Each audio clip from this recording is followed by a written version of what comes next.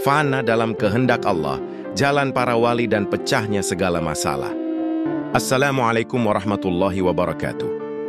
Sahabat yang dirahmati Allah, setiap manusia pasti pernah mengalami ujian hidup.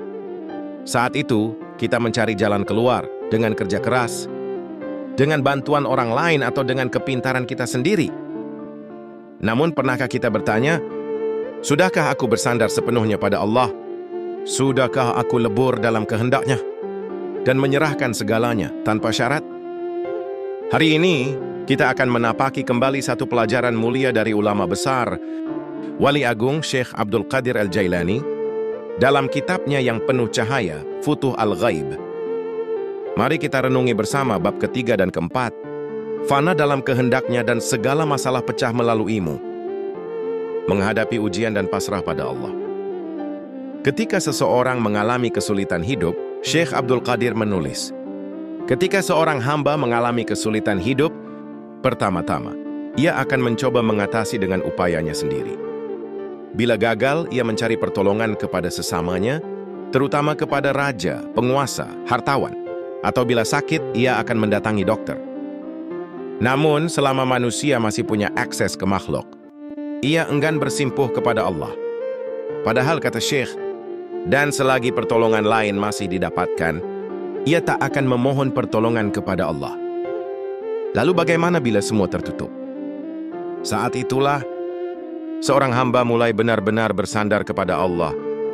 Ia pasrahkan dirinya kepada Allah, terus begitu, mengemis, berdoa, merendahkan diri, memuji, serta memohon dengan penuh harap cemas.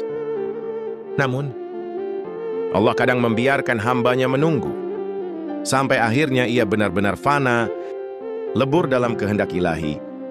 Bukan karena ingin sesuatu, tapi karena akhirnya ia sampai pada kesadaran bahwa tak ada lagi selain Allah yang berarti, menuju tauhid hakiki. Lalu apa yang terjadi pada jiwa yang fana itu? Ia sampai pada tingkatan tauhid. Dan setelah mencapai tingkatan haqqul yaqin, ia sampai pada keyakinan bahwa pada hakikatnya, tiada yang melakukan segala sesuatu kecuali Allah. Ia menyaksikan tak ada gerak, tak ada diam, tak ada rezeki, musibah, hidup dan mati. Semua hanyalah manifestasi dari kehendak Allah. Ia lepas dari dirinya sendiri dan melebur dalam kehendak Allah semata. Bayangkan, seorang hamba yang tak lagi punya kehendak pribadi. Ia hanya menjadi wadah untuk Allah berkarya, bicara, dan menunjukkan rahmatnya. Kedekatan dengan Allah. Syekh Abdul Qadir melukiskan betapa dekatnya hamba ini dengan Allah. Ia merasa enggan dan menolak segala selain Allah. Ia rindu dan senantiasa mengingatnya. Semakin mantaplah keyakinan kepadanya yang maha besar lagi maha kuasa.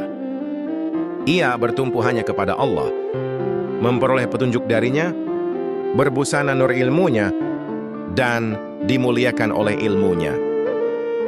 Setiap ucapannya syukur, setiap katanya pujian, setiap geraknya ibadah, bukan untuk pencitraan, bukan untuk prestis, tapi murni karena cinta kepada Allah. Maka segala syukur, puji, dan sembah tertuju hanya kepadanya, menjadi poros dunia.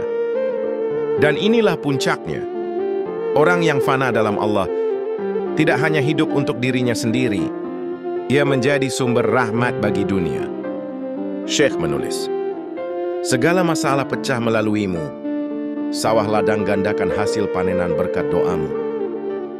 Karena doamu pula sirna segala petaka yang menimpa orang-orang di desa terpencil sekalipun. Orang ini menjadi agen ketenangan masyarakat, pemersatu umat dan kekasih Allah yang dirindukan semesta.